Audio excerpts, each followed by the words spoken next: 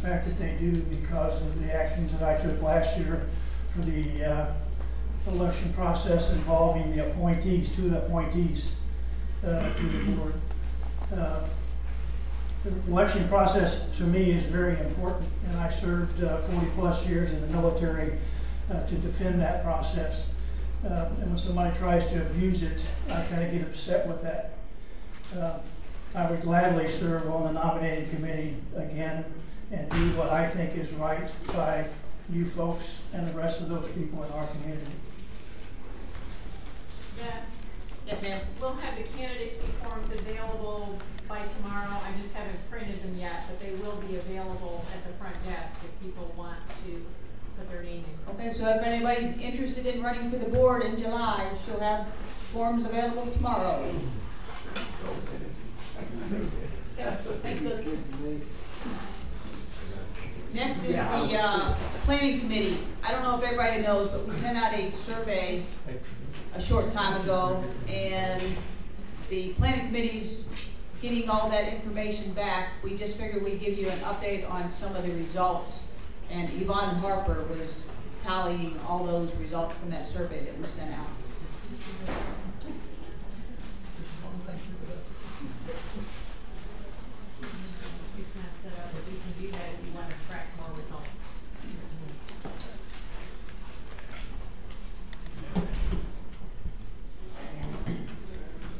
So the objective of the long-term committee as appointed or as formed by the board of directors is to make recommendations for long-term planning.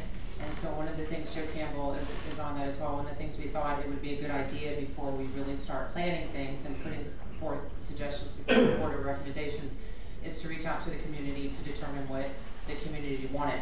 So I only have, what I have to date are 52 or 51 surveys have been returned, and the survey results are over there. I don't, unless you want me to go into detail, I will. I typed out all the comments except for 2 people's comments because they were rather lengthy, but if you want, I will read them. But it is there, and we are meeting on the 20th to go over the results. So please, if you haven't completed one, there were some out on the in the front, please do so. I pick them up about once a week, and we're going to try to maybe get it online. But they were sent via email to anyone who's provided their email address to the general manager. So, and it's just a series of questions: how long they've lived here, if the person rents, owns, or leases, how many children they have, the age breakdown of those children, and then there are 10 items, and they are to list a priority, which one is most important, 1 through 10, and then an area for comments. And so some of the comments have been interesting, you know, like, which is to be expected. But please take part, because the only way we can determine what the community wants is for the community to respond. So any questions on that? When do you buy again? If we could get, if I can have them by the 19th, because we're meeting on the 20th, so that then we can then make recommendations to the board of directors at their next meeting. So if you can get it to me by the 19th, then I, you know, because I'll input the information as we go along. Any questions? So tell your neighbors their chance to have their voice heard. Thank you. Next thing we're going to talk about, everybody's been asking about when the PUDA was coming down, so I thought I'd have Jackie, our maintenance person, come and talk to everybody about that.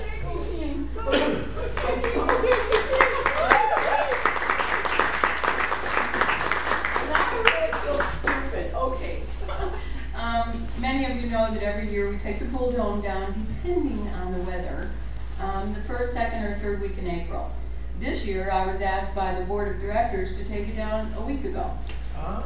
Yes, I was. Guess why? Because I'm not going to have a job here after Friday. They've decided to not hire me. Thank you. I can't. Yes, I'm ready for Friday. And I cannot take the dome down, especially there's a lot of ladies that swim here in the morning.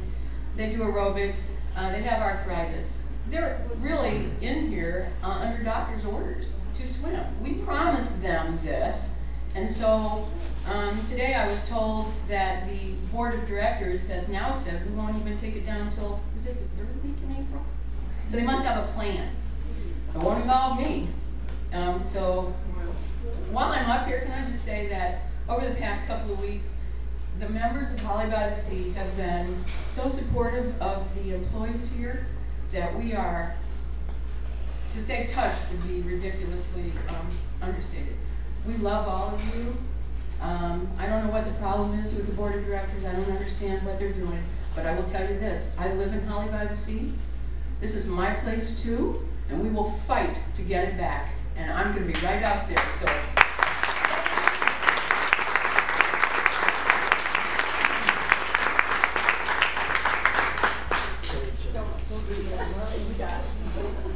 I would just like to pass on something I heard. I heard that basically 3 board members said that they wanted the dome down, so they directed Jackie to take it down. I don't know about you, but it's a board. They're supposed to make those decisions in a meeting, not just talk to each other and say, hey, let's do it. The second thing is, you can't just say take it down and then it's down the next day. Jackie has always coordinated 2-3 weeks out for day laborers, scheduling everything, so it's not just something that gets done quickly. Yeah, I didn't quite, I thought you said they had hired her back. No. No. She's not among the chosen. Well, I know all of that stuff, but I didn't pick up on that. No. I've had to read this contract. Apparently I've read it a little bit better than some of the other people, like the ones that handed a letter to the Vice President of FSR. But from what I understand the contract, only one person can communicate to FSR about anything regarding the contract, and 3 board members. That's really nice, but they need to have, it needs to be done in a meeting, and then it needs to be communicated to FSR in a proper fashion. Paragraph 4 prohibits anybody but the president from communicating any issues about this operation. Well, it's my understanding that that's what happened. They basically took a consensus and 3 board members agreed that it should come down, and then they told the GM. That's all I know. And as you said, you need a vote Yes. in board meeting. I'll see you tomorrow, I'll be around. Next subject is the one I think everybody's here for, and that's the recall process update. Everybody knows John and Janet Longden had to go out of town unexpectedly. They might be back this weekend, but in the process, while they're gone, Larry Larson and I took over all the databases and trying to ramrod getting everybody out and excited about this recall. Right now, we're approximately 300 votes short of the recall, so we need to get people out there and start pounding the streets a little bit more, get some more people out there and not harass any of the homeowners, but get people to vote, whether they're for or against. We just want people to vote. Yes. I just want to say that John and Jan Longden, I admire them for what they've done to spearhead this.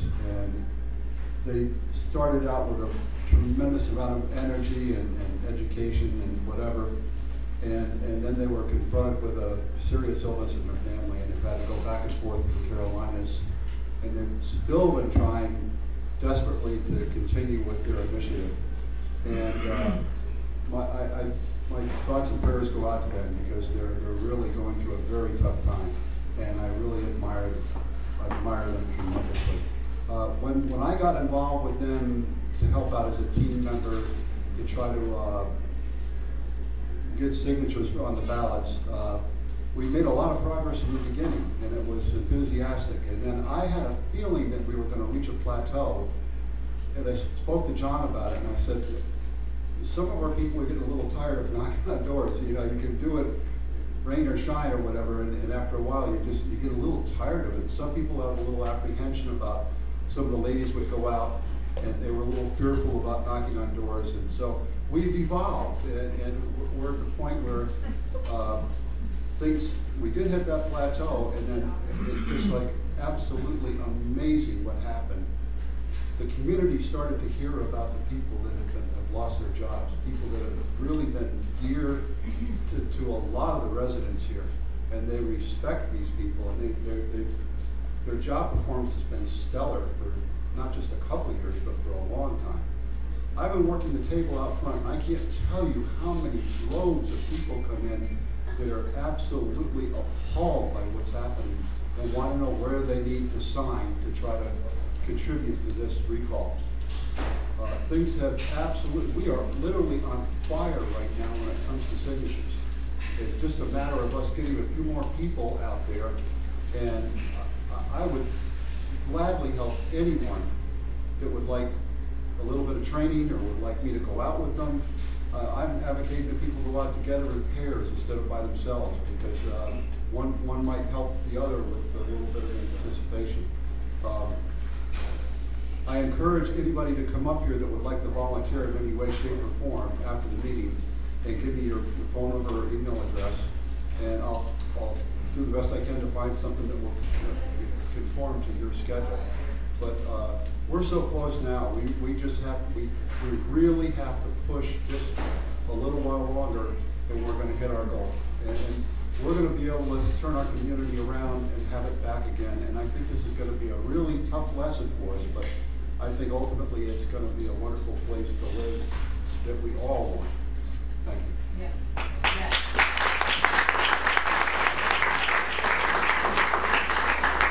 I have a question. Yes, sir. A couple questions on the recall. The first one is, do you have a specific date when our drop dead date is? For I don't have that with me. John Longden has the original ballots, and it's basically the 120 days from the date of the first ballot signed. Right, and then the other complicating factor is, based on the July elections, there's a 60-day grace period. So if a member is recalled that's going to be elected, he can serve out his term if he's within that 60 days. Right, 60 there days needs to be a from little that. date line up, and I'm not sure what those exact days were. Yeah, But back it up. roughly The third Saturday in July is when the annual election is. So if you back that up 60 days, okay. if we don't recall them before then they would just serve out the rest of that term. And then the second recall related question is, since Ryan Miller resigned, I'm guessing only 2 of those candidates can be seated, or is there a provision to take Ryan Miller's replacement? We're trying to contact an attorney and get specifics on all of that right now. Okay. But hey, who's better than none? Yes, ma'am. Well, I've been going on the street I live and then friends that I have in here, and one of the big things that's confusing to them, it doesn't seem like it should be, but if their husband's deployed or they're in the middle of a divorce, they think they need both signatures. So I was wondering if maybe the next paper, if we could just clear it up and say, we only need one signature if you're on the title per house or lot. Because the lady that I talked to yesterday, she thought she had to have her what's going to be her ex-husband sign, and that was uncomfortable for her. And I said, no, just one signature. Yeah, so if we one could signature. clarify that, because I've run into it several times. Okay. Beth, one question. Could you explain the process, once we hit the goal of 2,400, at that point, what happens? I mean, do we take these 2,400 and does it, they have to be counted officially? Yeah, I'm not an expert on this. John is the one that knows all the ins and outs. I know the basics. It's my understanding that we notify the board when we feel we have enough votes. The board has 5 days to have a meeting from the day we notify them. At that meeting, they either accept the ballots or they can challenge the ballots. Okay. Or you know what's going to happen. They have 5 days to respond. Okay. So they'll have 5 days from that meeting. They'll decide whether or not they, sit there and count it. All right. Then on that 10th day, I guess, Alex, is that true? They gotta basically make a decision what they're gonna do. Yeah. So they're either going to walk. Suppose, when they count and verify the ballots, is somebody from the recall team going to be there and supervise this, or is? I believe what we're going to do is scan all of the documents, and we may keep the originals and let them have the copies. We were already talking about that, but we're not just going to hand over the ballots to them. Yeah. Because at some point in time, we're going to have to make these available to Tallahassee to the Capitol. Yeah, if they challenge it, then everything has to go to Tallahassee to, Department of Business Regulation. Okay, so in the 5 days, if they decide they want to challenge it, then it goes to Tallahassee. After If 10 they don't accept it, 5 days to have a meeting, right? then they'll basically discuss it, I guess, or, review the ballots for 5 days and give us a response, whether or not they're going to accept the recall and walk away, or challenge it and fight us on it. Okay. I'll drop it. But they need justification. They need justification. Go ahead. I don't know about that, Billy, to be honest. On fighting us, you mean? Rejecting it. Billy Neal is saying that they need justification To reject it. to reject it. They can't just say we don't accept it. Yes, sir? I'm sorry, ma'am.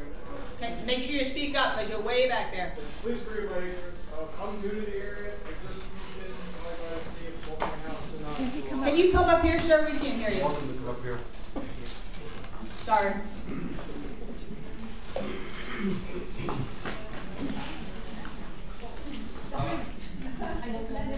Can you hear me now? Yes. Please forgive my ignorance. I just bought my house in July.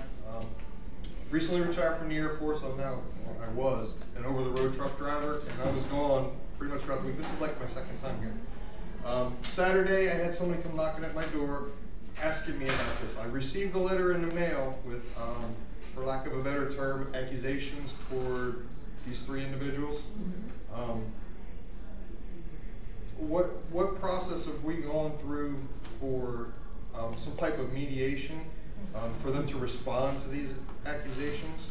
Were they invited to this meeting to Yes, sir. respond to any of this? Yes, sir. Since we had a board meeting in December, they made a few decisions that a lot of the membership felt were not proper.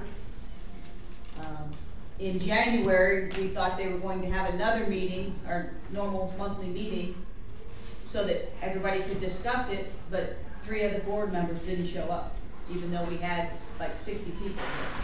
Sorry, how many board members are there? 5. They have to have 3 minimum for a board meeting. 3 of them decided not to show up at the last minute. Those 3 that are on the recall, actually. They've had, the board has had numerous times to respond back to the members on everything that we talked to them about, but for the most part, they don't respond to us. And the 3 individuals that are being nominated to be in, I have no idea who this is. Anybody else? do it right over there. Oh, you stand up? Rod?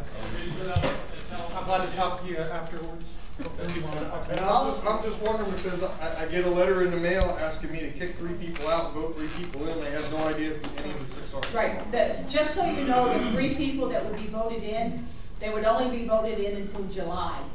They're basically just filling in until our annual meeting in July. Come July, all bets are off and we have either 4 new people or 5. And then, and that's what, 60 days you said from now? Well, July, the third Saturday in July is when we have that board meeting, or that annual membership meeting. But the Crawford would still be in. Unless she's recalled. Unless she's recalled. Yeah, unless she's recalled, she would still be there. Yeah. And probably, It's a 2-year term. 2-year term, okay. She is in her first term, Okay. or her first year of that 2-year term. And what's your name? Chris Mitchell? And if the recall does go through, you're gonna have ample time to, watch us go through the process of interviewing and selecting people, and now have an open forum where you can come and talk to the people that are nominees for the new board seats. So you Okay, so we're just doing a recall right now. We're not actually gonna fill those seats automatically. If we do the recall and the recall succeeds, those 3 people that are at the second part of they would fill those seats until July. And then come July, it's all new election. We have an entire new election for a 2-year period starting then. Actually, it'd be probably 2 of them would be for a 1-year period, and then 3 for a 2-year period, so that you can stagger, because you don't want to have a new board every 2 years. I'm just, like I said, I got this in the mail, and I don't know who any of these people are. It's like voting for the president. You don't know Right. what they stand for. Well, there's what they're going to do for the two community. of the board candidates that are for replacement for the recall. They're here, and they'd be willing to talk to you. I'd be willing to hear them. And grab a Holly by the Sea News on your way Yes. And we did have meet and greet sessions. There's a point Yes. point, both sides, and it's really fair, so you can. And we did have a meet and greet with the 3 candidates, but you probably were not. So, yeah. Probably. But they'd be happy to talk to you, I'm sure. Thank you. You're welcome. Do you mind if I say something? No, anybody's not saying anything, just keep it civil. Oh, no. Okay, so for the gentleman that kind of just got keyed in, that's how I was a few months ago. I kind of got looped into this situation and found out what was going on. My name is Scott Schellenbarger. Of course, I'm probably all over Facebook, but that's really the way I have to get to people and communicate what I'm seeing is kind of crazy. But I wanted to direct this at the gentleman and anybody else who was like me, not particularly paying deep attention to what was going on. The biggest thing that I can say is I had a unique perspective because I came into this with no sides, nobody I was picking, and I read the contract and all the addendums for the FSR contract. I read all the information I could find. I went into our contracts and I analyzed them and our covenants, and I looked at the bylaws because I didn't want to come off, you know, half-cocked and uninformed. Then I had an opportunity to sit down with Mrs. Crawford and have a 2-hour lunch, okay? And I got to listen to her, and I appreciate the time that she took to talk to me. And I've tried to remain civil towards her because she has been respectful. Some of the other board members, not so much respectful, but I try to remain civil. What I want to relay to the people in a verbal format now is the basic thing that I got from Mrs. Crawford in my lunch. I put it on Facebook a little. I really didn't want to do this because I tried, you know, when people have conversations, you try to be private, you try to be respectful. We're past that with what they've done to our employees in our community. So what she told me in our lunch, and she did give me permission to record it, although I did not, but you know, that means I can repeat this. She told me that she had someone who basically was a confidential informant that told her that FSR is doing things to damage us. And if I knew what she knew, that I would be on her side, quote for quote. And I said to her, and my wife was sitting there, we both had lunch down at the golf course. I said to her, if it's something that is so critical and true, why can you not say what it is, at least say what it is? Well, I wouldn't want to violate the confidentiality of it, okay? The reality is somebody who lost a contract with us is mad at FSR because of it, is making up stuff. I see people on Facebook saying, FSR is taking stuff from us, FSR does this to us. If you read the FSR contract, there's nowhere in there that they take from us. It's a standard, reasonable contract. I've been in the medical business on the sales side with capital equipment, involved in very complicated contracts. I'm an engineer by trade, so I approach sales from an engineering perspective in contracting and try to be factual. The people that say that, and I'm not here to protect or say that FSR is great. What I'm trying to tell you is that they're lying to you, okay? We have been lied to.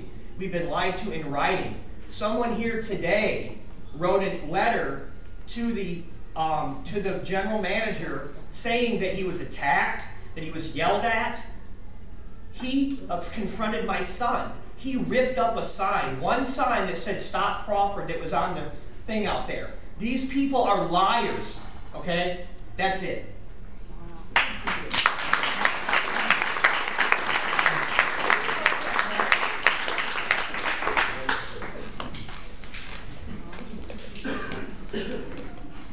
Just for, if there's other people like the gentleman who spoke before Scott, who want to know what am I going to do. I'm Bob Bauer, live on Treasure Street. I'm one of the replacement candidates. Just to sort of echo what my same sentiments, I was not involved until January. I saw a controversial decision made. Fair enough, controversial controversial decisions happen all the time, and bad decisions happen. I'm sure I'll make them myself. What sets this apart is then they hid from that decision for nearly 60 days. We tried to get answers from them for the whole month of January. It took this recall effort nearly 2 months before we got the first piece of information from the board to explain their actions for why they fired FSR. It shouldn't take a recall. I did not want to recall these people. I wanted them to explain themselves, and apparently we're beneath being explained to. So that's what got me fired up. The day after the recall was filed, we started to get some one-sided information. I was sad that Ryan Miller resigned. He showed promise. I saw him communicating with us on Facebook. For some reason, though, the communication got strangled. At some point, I'm told that somebody wanted all information to flow through them. That's a sign of a failing organization, if you ask me. But I won't get into those details. But what can you expect from me? I too am retired from the Air Force about 7 years ago. It's been a while. I worked in Valparaiso. The last thing I wanted to do was get involved in the board. But I did step up to fill in the gap as a stop measure to just slow this down. They made a decision to undo what took a year to put together. Putting a management company in place took over a year of planning and study. They did it in one fell swoop. That's just crazy. Obviously, you can see since they fired them, they were with no transition in place. That was what we were asking about. Well, if you're going to fire them, what about this? What about that? And it was proven that none of that they were prepared for.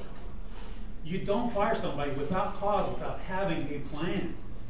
If I get on the board, the first thing I will do is make a motion to rescind the termination vote.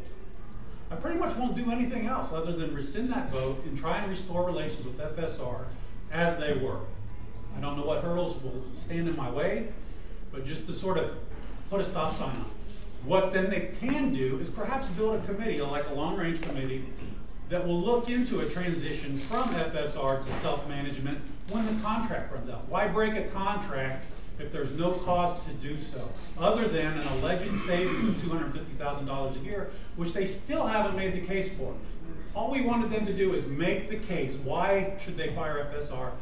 And they have done nothing but obfuscate the issue than elucidate. So again, I don't want to be on the board member. I was a happy camper, kayaking, fishing. I love living here. We got some of the best facilities in the world. I want to go back and just worry about that. So if you have any other questions from me on what I might do, that's basically it. I don't have any grand visions to make it mine. I just want to do the mundane business of what a HOA board of directors should do. So, that's all.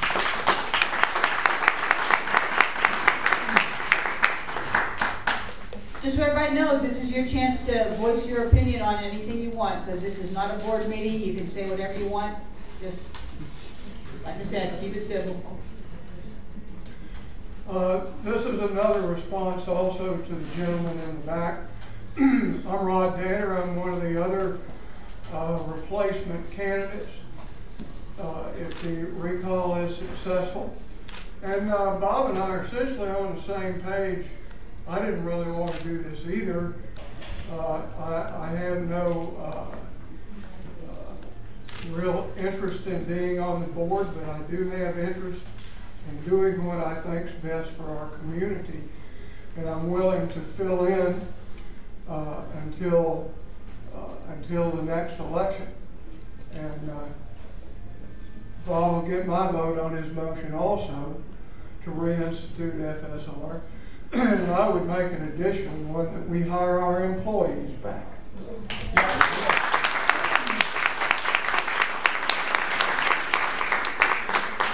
This is a great bunch of people that work here. And when they choose to keep FSR employees at 30% of their annual salary penalty, because FSR recruited them, hired them, trained them, and yet they cut our employees loose that wouldn't cost a thing. I have a real problem with that. And all I see is vindictiveness and shady dealings from these people. And we need to get in there and try to straighten this train wreck out. But I'm a little concerned they may have left the station already. But if you want to talk further, sir, I'll be happy to talk with you. But Scott hit the nail on the head. We've been lied to time and time again. And I've stood up here and had them lie to my face when we were talking about the erosion project back there that they threw away $55,000 of our money on. And they told me to my face that they had a performance bond. They did not. They had an enforceable contract. They did not. I told them that DEP was at a minimum going to request an as-built certification. She sat right there and told me it was speculation. And I sat down and I got on my phone and I texted the manager of DEP, and he told me that they had asked for more time so they could get an as-built certification. So that's 3 times right here, and it's on Sandy's record that they lied to us. And they've done it time and time again. She started out, her platform was a lie to begin with, that we were $900,000 in the hole, that we had a $30,000 tennis pro that has been relieved of duty at that time. And just on and on. You just have to wonder where it stopped. So I'm going to stop.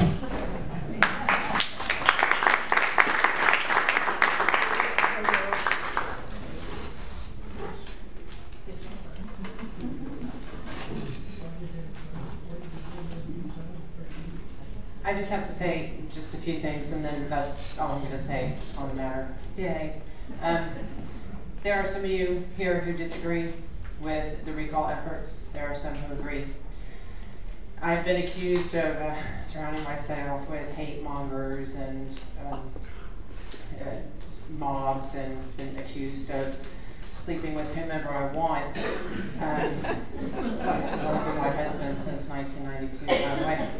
So, but for me, it's not about first service, and I have been really surprised at some of the people that I have watched over the years and reported on, and how they always stood firm on doing things the right way. And I have been surprised that these very same people have been staunch supporters of the way the board has conducted themselves. If getting rid of first service was the right thing to do, then it should have been done the right way. 3 board members colluded with each other prior to a December 2nd meeting. How else would 2 of the board members not have any idea that the agenda is going to be added during the new portion of the meeting? And it's recorded. People can listen. It's not like this is made up. How else to explain a board member not being there but being called at just the right time to give an affirmative? How else to explain a typed letter of termination? That is not the way the board is to conduct themselves. The board is not to conduct themselves by putting a posting for a general manager on a closed Facebook page with the statement that for full disclosure, here I'm going to post it, but we already have somebody in mind. Not telling people that information. Providing false information about the reasons why for the termination. If it's right, then it can be done right. This whole idea of, the means justify the ends, I've never been a subscriber to that belief. And we have had board members and homeowners describe the board president as my president, as the CEO. She is a board, she was elected to be a board member. The board members elected her to be the board president. She represents this homeowners association. That is who she represents. Each of those board members represent this homeowners associations. They have an obligation to respond when we have questions. And the reason that people are so frustrated is because there hasn't been a response. As the gentleman said, it took almost 2 months just to get them to respond to why they did what they did.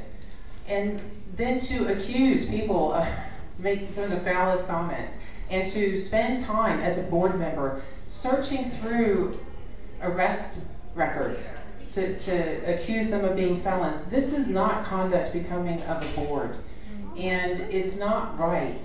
So the people who I have watched over the years, they now support doing something the wrong way because they agree with the outcome. Well then, for those people, I don't want to hear, for the rest of my time here, one word from any future board that they disagree with, because it's convenient when they don't agree with the decision, then they don't like the process. But when they agree with the decision, to heck with the process. Yep, that doesn't matter. They can do it by hook or by crook, and that's okay, because I agree with the outcome. To me, that's inconsistent and it's wrong. So for those people, if you don't like, if this process is okay, then I don't want to hear any complaint in the future. And you know who you are, those who are here, unless they've already left. Because it's not right. Either we do things the right way, or we just go home and shut these doors and maybe sell it and just be done with it. Solve the association. There you go, we can do that too. It reverts back to the developer. Tell them, Beth, tell them what happens. Cannot sell the association, it reverts back to the developer if we don't want it. I think the big question is, what was the hurry? I mean, do it the right way, do it by the legal way. What was such a hurry to let go of her services? You know, I have no idea. You I have think an because agenda. some people had an agenda. right.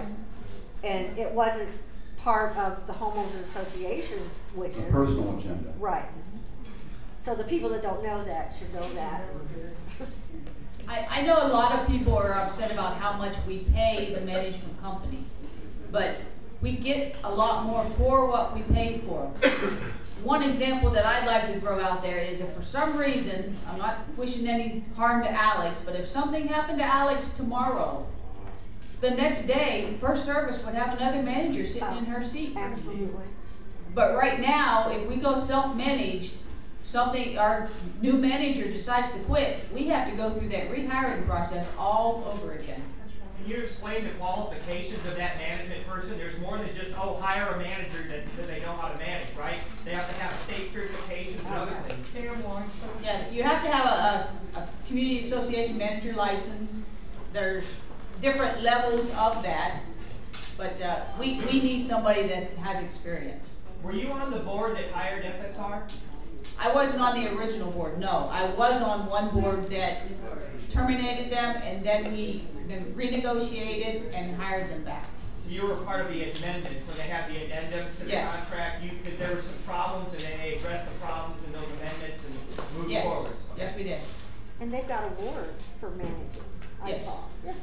Beth, Yes, how ma'am. about explaining to, there might be some people that don't know how we got into this fix in the first place with the 3 resignations and why they resigned, and that's how we got into this situation to start with. Are you talking about the 3 resignations from July? Yes. I don't know why they all resigned. I know Earl Dean is here. If he wants to say why he resigned, he's more than welcome to talk. For a little background, back in July we had an election, and five board members were elected. 4 of those have already resigned. 3 of them resigned within, I believe, 10 days of that. I don't know all the particulars of why they resigned. You would have to talk to them. And then we had Brian Miller resign after he accused someone of harassing him, but I don't believe that was the case. We asked for the names, you know, they can say anything, but it doesn't make it true. Yeah. Does anybody else want to talk about anything? If you can talk about anything, it doesn't have to be the recall, it can be whatever you want.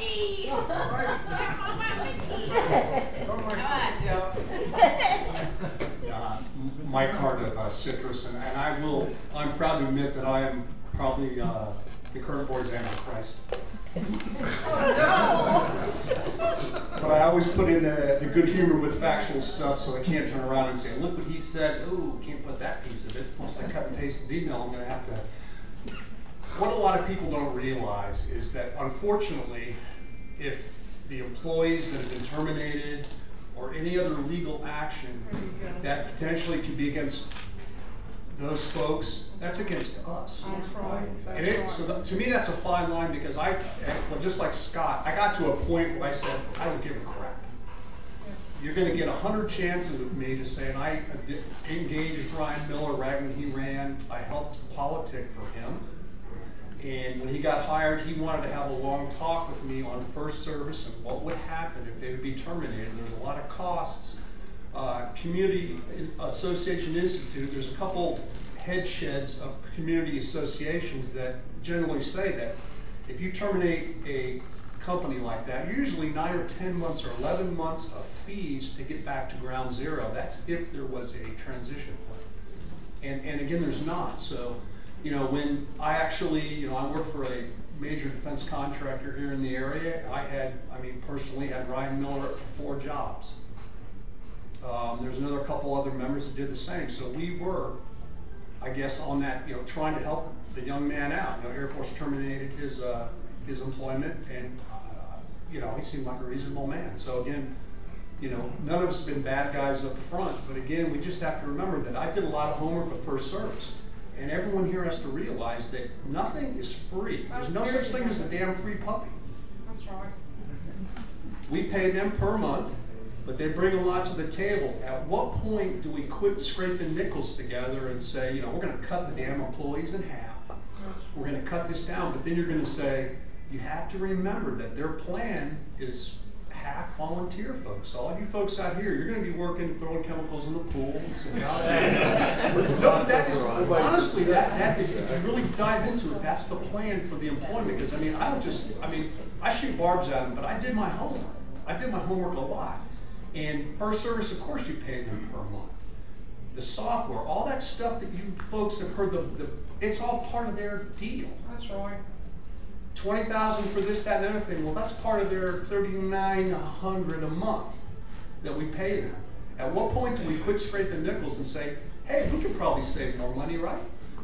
I guess we could. But if you take, I would say, being on the last board, fast forward to probably last June, because since July, the only thing we've gotten is $55,000 flushed down the toilet. Mm-hmm. So prior to that, if you think how it was last summer here, all of us would go there. No, this place is pretty decent. Jackie, Chris, thank you. I've known her since I've been there.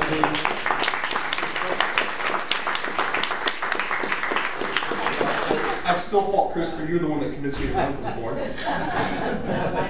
Yeah.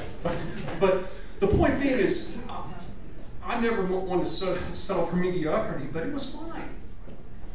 And Alex's company, they renegotiated their contract. It was kind of rough that first 6 or 8 months when Pete was the president, and we admit it.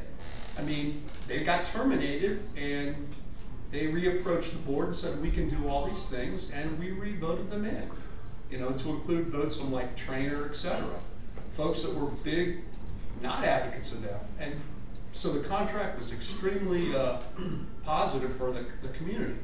So, I don't know where we're going to go, because you just have to remember on the 4th or 5th of April, I don't know what's going to happen.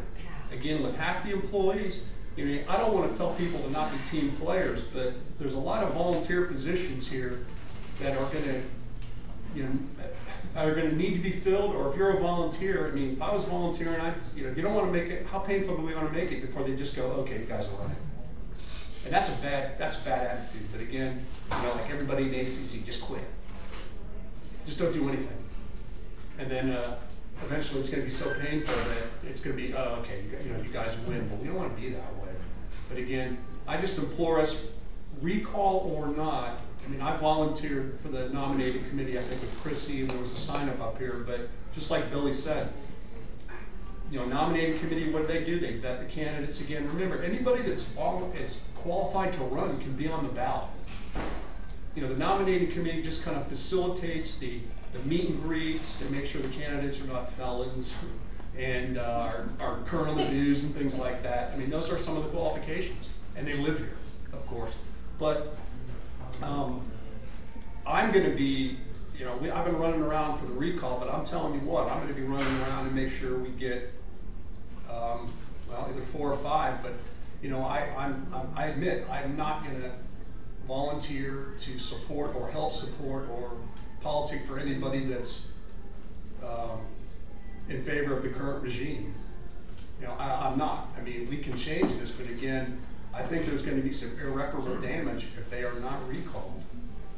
One of the things you could point out to like a gentleman that didn't know anything what's going on is that you could have volunteers with the best intentions and think they're doing the right thing, like that problem in the back, the erosion problem, and what, you know, they thought they were doing the right thing and they took it over as a volunteer, but this person, she's the one that protects us from that $55,000 mistake. I'm going to use the roof as an example and I'll be done. Okay. We, at the time, I signed the roof contract, at the time I was president. First Service doing their duty, they found the contractors initially. They went to their First Service contacts, and you know, the current board does not believe that having that First Service name on her shirt gets you some preferred pricing, and that's not true. Just by virtue of that name tag saved us almost $15,000 in insurance, and again, they'll say, no, they didn't. They did. How about the engineer? He reduced Well, right, engineer as well. But again, the roof, we saved about, I think it was 50 or 60 based on being a preferred vendor. And the First Service vendor had a better scope of work. But again, the point being is they did the homework. They got a hold of the engineers. They brought the folks out here. They made all the phone calls as per the contract. They're supposed to be involved in every bit of vetting, hiring, negotiating contracts. They sent it to their legal department, not Michelle Akers. And they did a bunch of homework. So we, as a board, had 4 packets that were extremely detailed, and we could make, Gina and I, you know, we could make very educated choices. You know, and everybody, of course, says, well, we could have gone cheaper. You know, there was one vendor that had his price was half. Kind of like the erosion thing here. Right. Well, what do you get? Yeah. You know, we were suspect when we saw 250K, or not, it was one half of what the roof was. And First Service, doing their diligence, said, hey company, did you understand the scope? We're going to give you another chance. Did you really mean half? And they really never did get back to us. I mean, the company kind of like, I don't know what their motivation or thought process was, but First Service did a lot of legwork for us, and it made it extremely easy. We brought all that stuff out in front of everybody. We had those contracts reviewed. A lot of people said you could go cheaper, you could go more, whatever. But I think we made a real good decision, and we haven't had any leak. How's the roof been, Alex? It doesn't leak. But again, the point being is the contract. We just have to remember, everybody, that a lot of things that's happened with First Service, the contract has been violated. And it may get better, or make it worse before it's better, because if there's any legal action, it's going to be against us or not. Violated by who? For example, by just the fact that Alex and company have been cut out of all, for example, the erosion project. They should have been doing all the vetting, had their hands in everything. Alex knew nothing. She knew that there was something going on in the back there, not really sure what, but something was. That's in violation of the contract. They're allowed to do their job. I mean, they have to be, you know, it's not just a day-to-day thing, it's strategic and tactical as well. So again. The board members violated the contract. Yes. Now, but it's, because the right. GM is supposed to be the one person Right. who makes And Billy makes a good point. It's because, you know, there's not really, unfortunately, a policing agency for HOAs. Everybody goes, man, we can just stop them legally. You could go to some people tried to find a sympathetic judge in Santa Rosa County that potentially looked at maybe fraud or wasting community assets or something, but they wouldn't touch it because there's bills in state legislature right now to make it more like a condominium association, and then there'd be some teeth, but there's not. So again, a lot of the doing the right thing falls on the board. There really is no, and you know, anyone watching the hen house, unfortunately, you know, that's the reason that First Service does what they do. I mean, I appreciate, you know, everything, and unfortunately, I never thought it'd be at this point. You know, I'm kind of laughing back in July, going, you know, you guys, you know, kind of laughing. The community, you got what you asked for. You know, she went around in politics, they got a bunch of votes. 307, you know, yeah. 377, we had about 700 people put in ballots. You know, we got 2,000 around for the recall, so you're like, okay. You know, she did her politic, and I don't want to keep, you know, she slandered a bunch of us, including me. I was extremely offended that I didn't realize that I was, I guess I made a vote to either lose $18,000 in the tennis program or buy pool lifts for handicapped. So it was an if-or thing.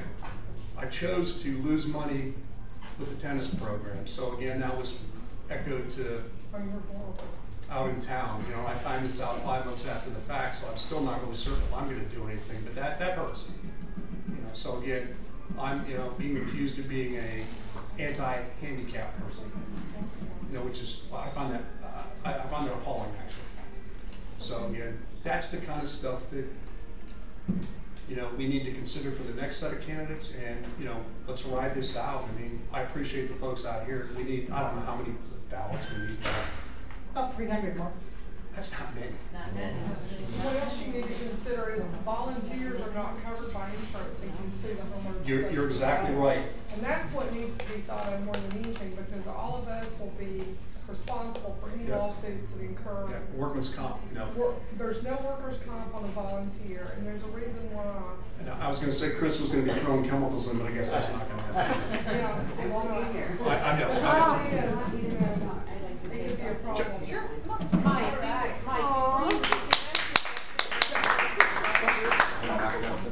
how long did the roof leak before? 10 years. It started in 04.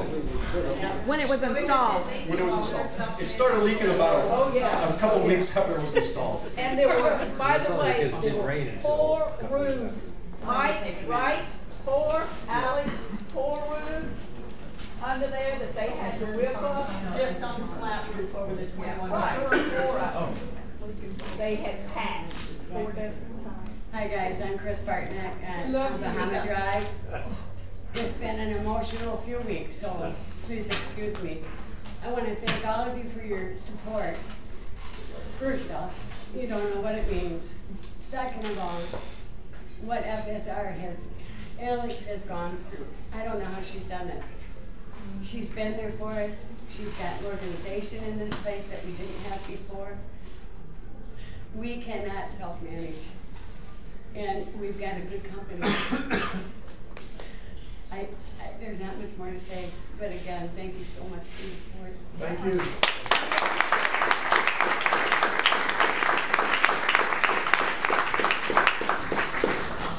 My name is Joe Campbell. I'm a Reformed Alex Crawford supporter.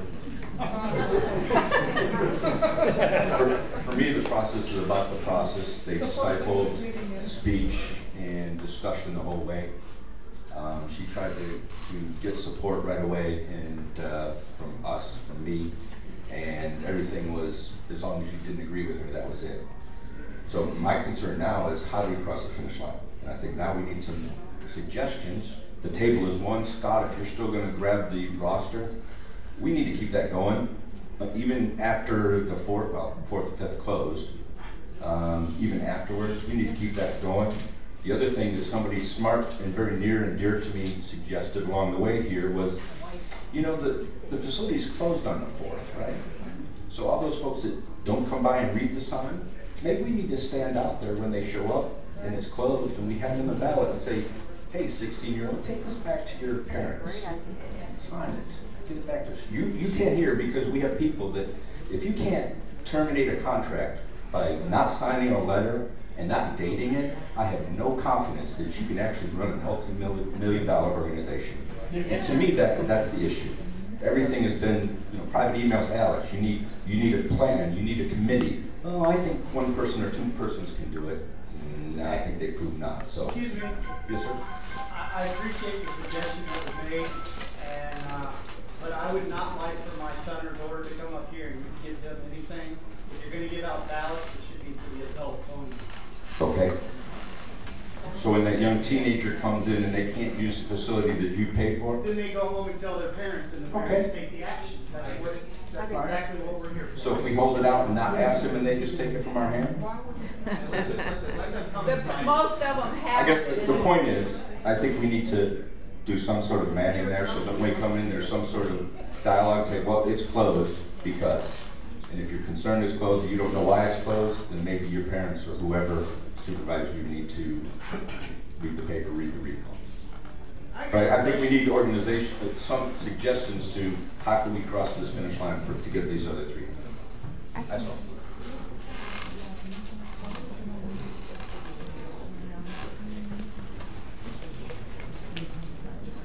Hi, my name is Eric Halverson. I'm a relatively new tenant to the area.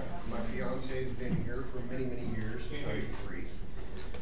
She goes and works out here almost every day. And now we heard we're closing the 4th and the 5th is Easter weekend.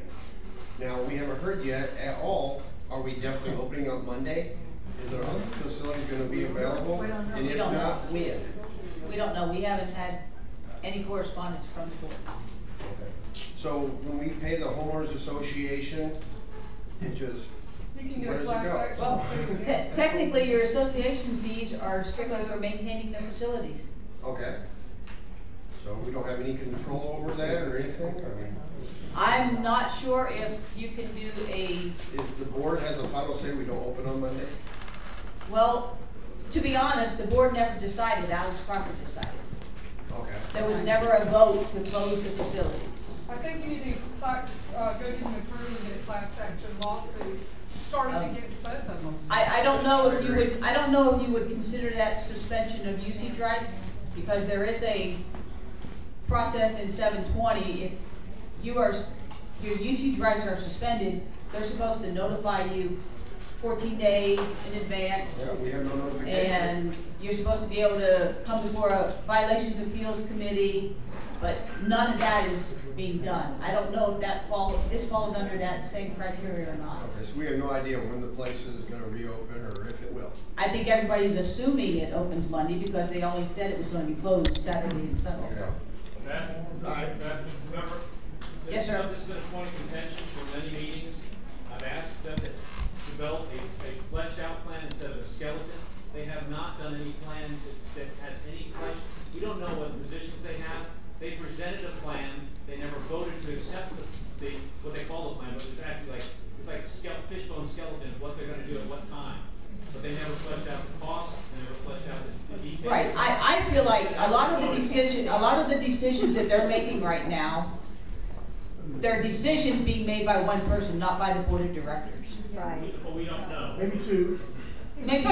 We don't know how they decides it was me. Well, I think there's one in an echo. One in a white. One in an echo. All right, I had not planned to come up here tonight at all. My name is Jean Tashley, and I served on the board with Mike Hart. There's several things that need to be clarified.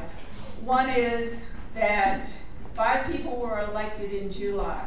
Alex Crawford, Carolyn Mike Scott, Earl Dean, and Ryan Miller. After 10 days, Earl is still here, Earl Dean resigned, and both the Scotts. I happened to be up here when Mike Scott returned something to the accounting office, and I said, Mike, why did you and Carol resign? He said, and this is a quote from him, he said, Crawford was asking us to do things that were totally illegal. I could lose my house, everything that I have, that Carol and I have worked for, if we did what she has asked us to do. I know it is illegal. I've been on boards before, and I cannot do what she is telling us to do. So he and Carol resigned. And I was very, very upset because I felt like he could have done a lot for us. The day that those 5 came on board, Alex Crawford walked to the microphone, took over the microphone, and declared herself president of the board. It was not, she was not nominated, and when I asked Mike why he let that happen, he said, I was so stunned that I didn't know what else to do, and they consequently went ahead and voted her in. So that's to answer that question. Beth and I were in the accounting office one day up here, and to emphasize what Scott said, that she lied to us face to face, and that wasn't the only lie that that she did. That's all she knows to do, is to lie. As far as hiring first service, Bill Stewart and his board spent almost 2 years investigating, researching, doing thorough work to find out about different management companies. We had town hall meetings up here.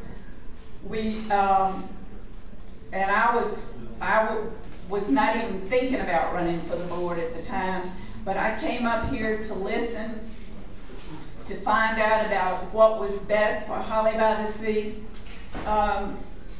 Most of the people up front will tell you, I'm up here more than anybody else, that this is my home away from home and I don't want anything, and I love these employees up here. My heart goes out to them because their morale is in the toilet, and I just can't tell you how much I feel for them because of what's been going on. But all this research to find the right company that fit us, and it took them 2 years to find the right company. And like I said, we had town hall meetings, people came, they expressed their decision on how they felt about it, and most everybody said, yes, we want a management company. We want consistency, because we had a GM, one right after the other. Some of them stayed 6 months, some of them stayed a year, but there was always problems. When we finally got a management company, this woman, Crawford, comes in, and in 2 months, she makes a decision to get rid of them. And I asked her, I also asked Bill Crouch, how many town hall meetings did you go to that we discussed getting a management company? None. Zip. Zero. Bill Crouch had never even been to a board meeting except when he came up here one time to ask for a waiver for his granddaughter to use the fun factory. That was the only time he had seen the inside of this place, the only time. Crawford came up here, her first meeting up here. She said, well, where can we meet? Somebody said, oh, you can meet in the screen room. She said, where is that? She didn't even know where the screen room was. She knew nothing about this place. New board members are required to take training. Every one of us took training. We went to 3 and 4 different trainings. Crawford knew so much, she refused to go to any of the training that FSR offered. Not one single training did she go to. Not one. We wouldn't be in this fix if she had gone to the training. She would know that everything she's doing is illegal. Gene, it wouldn't have mattered. You'd still be doing it. You're right. I keep telling our general manager, you need to pat yourself on the back. You need to tell everybody all the good stuff y'all have done. They've saved us beaucoup amount of money. I could stand up here and list everything from the insurance to the engineer that helped us with the roof, that got the roof, that told us what to look for, what the scope was, what we should be doing. Everything from the pool to the tennis courts to the erosion problem. We wouldn't be in this fix with the erosion problem if they had gone through FSR. Absolutely. Because it would have been done right. Absolutely. So, like I said, I wasn't planning on talking.